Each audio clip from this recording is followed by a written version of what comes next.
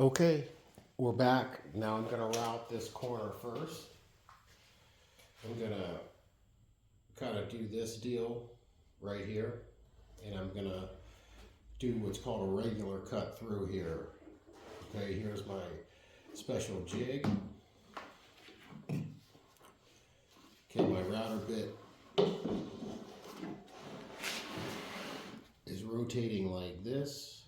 So if I go from left to right, that's called a regular cut, and I have a backup piece right here. I'm just gonna go right through here until I get the bearing past the edge of this piece just a little bit. Okay, then I'll get set up over here with the camera, and I'm gonna go long ways down this profile, and I'll finish with the other edge last. I won't talk, I have my respirator on. You have to wear safety glasses.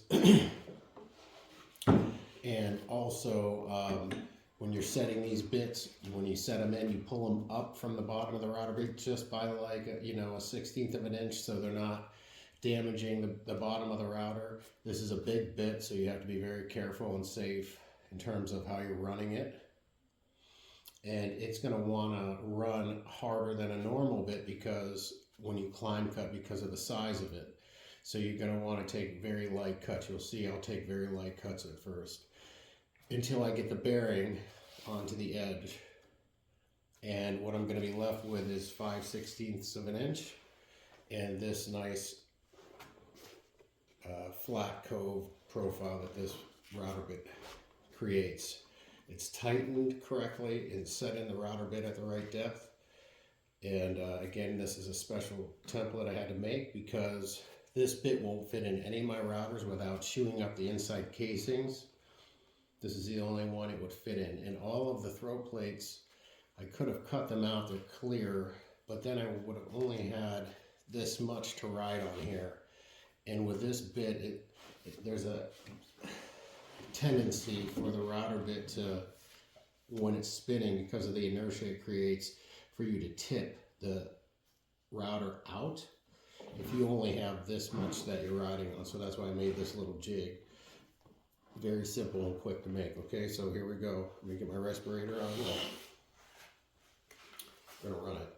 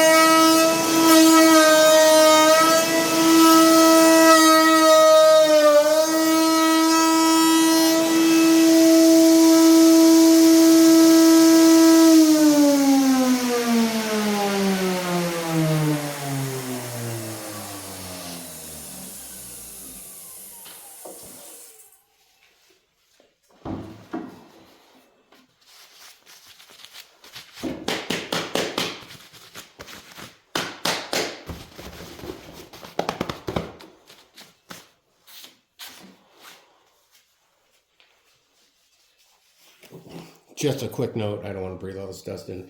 I have to climb cut this. That's why it's so slow.